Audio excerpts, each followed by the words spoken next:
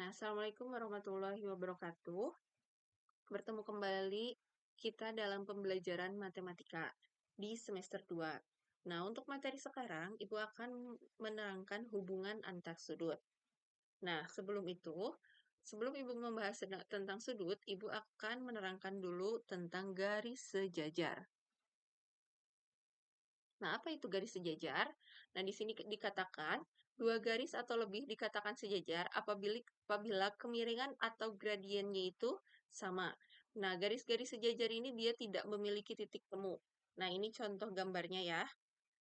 Nah, garis sejajar itu bayangkan kalian contohnya itu seperti lintasan kereta api. Nah, lintasan kereta api itu termasuk ke dalam garis yang sejajar. Jadi, garisnya itu selalu beriringan ke arah yang sama. Nah, selanjutnya kita akan menerangkan hubungan antara dua garis yang sejajar dan dipotong oleh sebuah garis.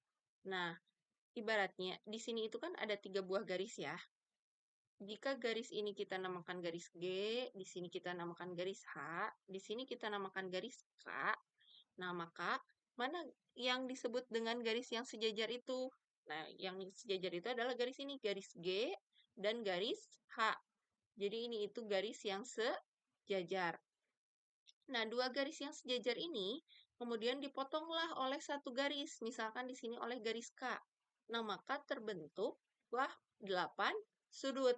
Ini ya, ada sudut 1, sudut 2, sudut 3, sudut 4, sudut 5, 6, 7, dan 8.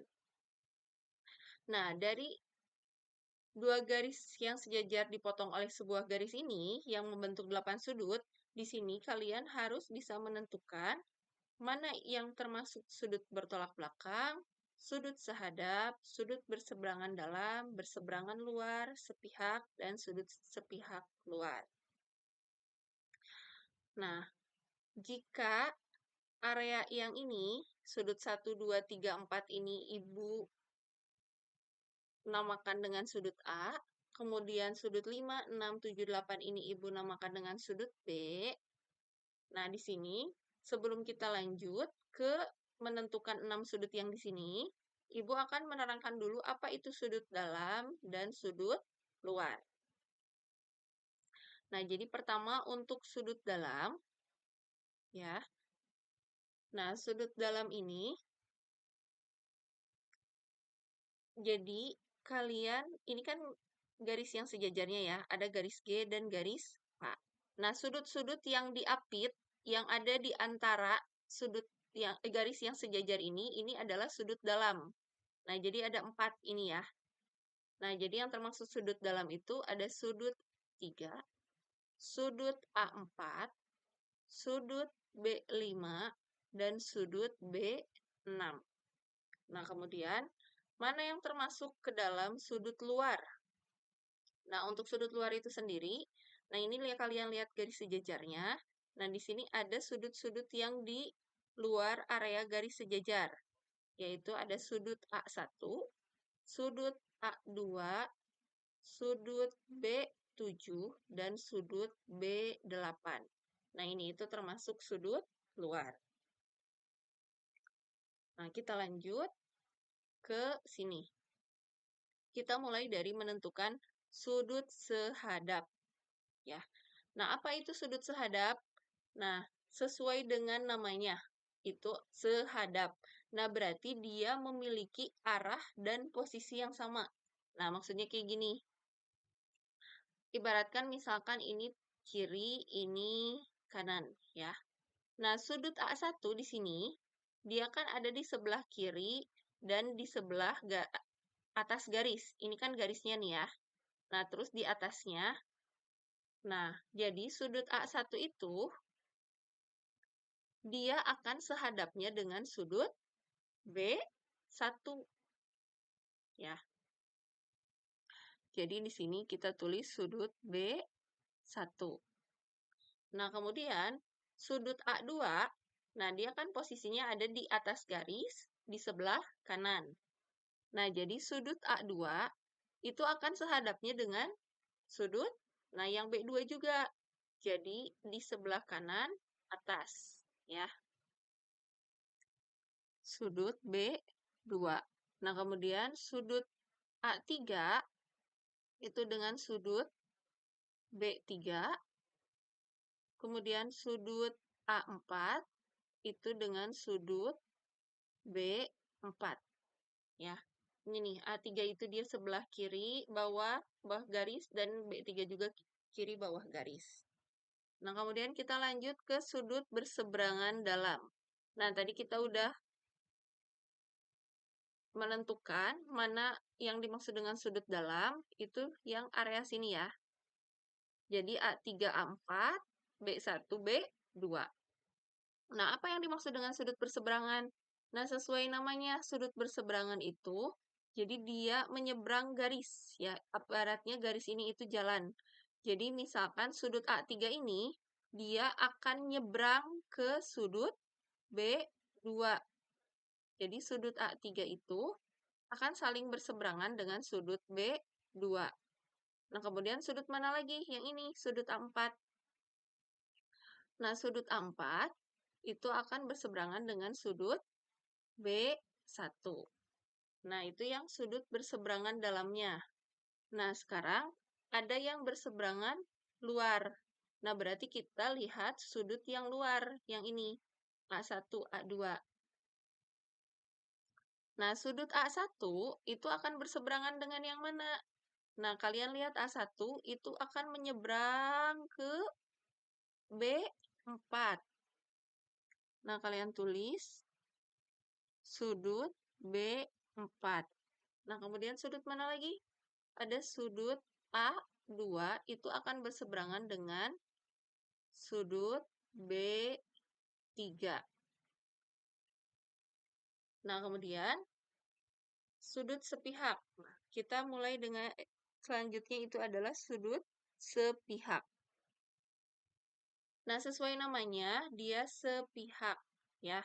Berarti dia ada di pihak yang sama. Jadi, ketika si A sebelah kiri, maka si B juga sebelah kiri. Nah, kalau misalkan si A sebelah kanan, berarti si B juga sebelah kanan. Nah, kita mulai dari sudut dalam ya. Berarti kita mulai dari sudut A3, itu akan sepihak dengan sudut B1. Nah, kemudian sudut A4 itu akan sepihak dengan sudut B2. Nah, sekarang sudut yang luarnya. Berarti sudut A1 itu akan sepihak dengan sudut B3, kemudian sudut A2 itu akan sepihak dengan sudut B4. Nah, yang terakhir yaitu sudut bertolak belakang. Nah, untuk sudut bertolak belakang itu tidak ada hubungan antara A sama B ya. Tapi kalau A sama A lagi, yang B sama B lagi. Jadi kalau A1 itu dia saling membelakanginya dengan A4. Nih ya. Jadi sudut A1 itu dia akan saling bertolak belakang dengan sudut B4. Dengan A4. Maaf, salah. Nah, kemudian sudut A2 itu akan bertolak belakang dengan sudut A3. Nah, sedangkan sudut B1 itu akan bertolak belakang dengan sudut B4, dan sudut B2 itu akan bertolak belakang dengan sudut B3. Nah, dari sini kita akan mempelajari tentang besar sudutnya. Nah, jadi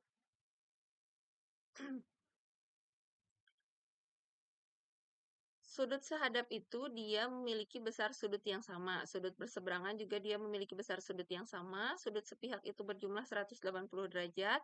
Dan sudut bertolak belakang itu dia memiliki besar sudut yang sama. Misalkan, jika diketahui besar sudut A2 itu 110 derajat, Maka coba tentukan sudut A1, sudut A3, sudut A4, sudut B1, sudut B2, sudut B3, dan sudut B4. Nah, dari sini kita masukkan dulu angkanya ke sini, 110 derajat. Kemudian, nah kita punya informasi bahwa sudut yang bertolak belakang itu memiliki besar sudut yang sama. Nah, sudut A2 itu dia saling bertolak belakang dengan A3, ya. Nah, jadi kalau ketika A2 110, maka A3 juga 110. Nah, kemudian di sini kita punya informasi juga kalau sudut sehadap itu dia memiliki besar sudut yang sama. Jadi, karena A2 itu sehadap dengan B2, nah karena A2-nya 110, maka B2 juga 110 derajat. Nah, karena B2 saling bertolak belakang dengan B3, maka B3 juga 110 derajat. Nah, kemudian kita kan sudah belajar tentang garis pelurus. Nah, kalau kalian perhatikan, A1 dan A2 itu dia merupakan saling berpelurus, sehingga berjumlah 180. Jadi, untuk menentukan A1, itu 180 dikurangi 110. Jadi, 70 derajat. Nah, karena A1 sudah diketahui 70 derajat, dan A1 itu saling bertolak belakang dengan A4, maka A4 juga 70 derajat. Kemudian, karena B1 dan A1 itu dia saling sehadap, maka B1 itu 70 derajat. Dan karena B1 dan B4 itu saling bertolak belakang, maka B4 itu 70 derajat. Nah, dari sini, kalian pindahkan ke sini, A1-nya udah ketemu 70 derajat, A3-nya 110 derajat, A4-nya 70 derajat. Kemudian B1-nya 70 derajat, B2-nya 110, B3-nya 110, dan B4-nya 70 derajat.